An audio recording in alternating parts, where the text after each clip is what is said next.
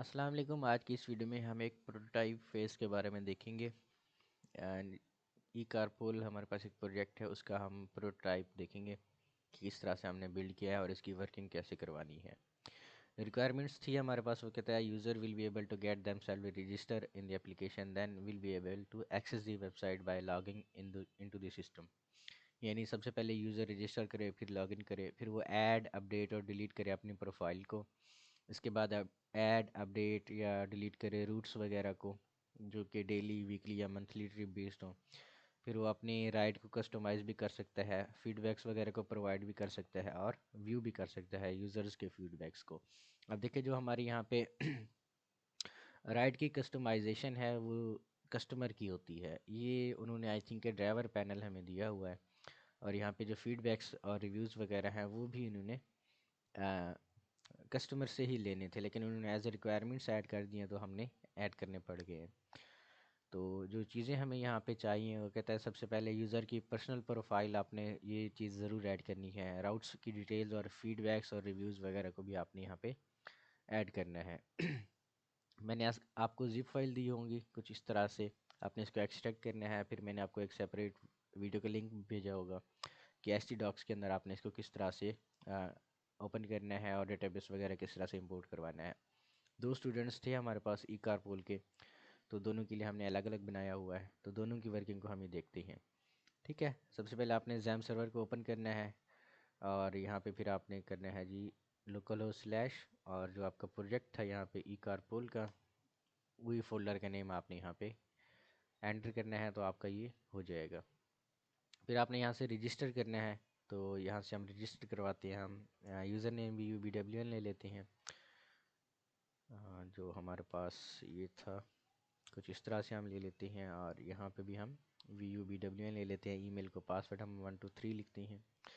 As जो हमारे पास होगी वो भी हम 123 या 12 लिख लेते हैं, या 32 लिख लेते हैं। रजिस्टर पे क्लिक करते हैं तो ये यूज़र हमारा रजिस्टर हो जाएगा। बाद में हम इसको लॉगिन करवाते हैं। लॉगिन के लिए हमें क्या चाहिए होता है, उसका जो जीमेल है वो चाहिए होता है VUBWN, और पासवर्ड हमारे पास। फिर हम इसको लॉगिन करवाते हैं तो ये हमारे पास लॉगिन हो जाएगा। ठीक है, सबसे पहले अपडेट प्रोफाइल कर सकता है, वो चाहे तो अपनी प्रोफाइल को डिलीट भी कर सकता है। ठीक है, डिलीट के लिए हमारे पास यहाँ पे ऑप्शन आएगा कि वाकई में आप डिलीट करना चाहते हैं या नहीं। अपडेट प्रोफाइल में हमारे पास क्या आ जाएगा कि वो फर्स्ट नेम को भी ऐड कर सकता है, लास्ट नेम को भी ऐड कर सकता है, चाहे तो अपना जीमेल भी अपडेट कर सकता है, लेकिन हम जीमेल अपडेट नहीं करना चाहते। ठीक है, और यूज़र टाइप वो मेल है फीमेल है वो भी यहाँ पे कर सकता है। अपडेट प्रोफाइल पे क्लिक करते हैं तो उसकी जो प्रोफाइल है वो अपडेट हो जाती है। ठीक है, तो ये देखिए उसकी प्रोफाइल अपडेट हो गई, हमारे पास आ गई है। राउट्स वगैरह को वो ऐड कर सकते हैं। अभी इसके पास कोई भी राउट नहीं है, तो ऐड राउट हेयर यहाँ पे क्लिक करेंगे तो राउट का जो नेम है वो ऐड करना है। वो राउट की टाइप क्या है, मंथली है या ट्रिप बेस्ड है।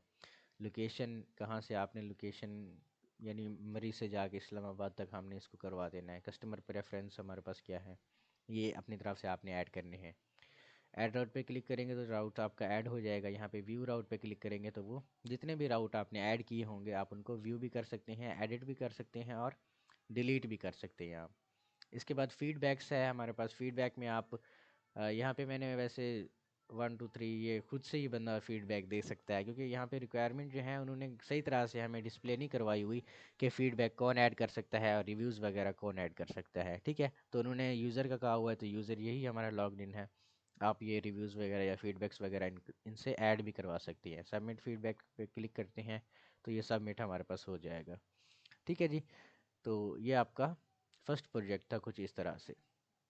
दूसरा हमारे पास था वो ई कारपूल 2 के फोल्डर के अंदर पड़ा हुआ है, तो उसको भी हम देख लेते हैं।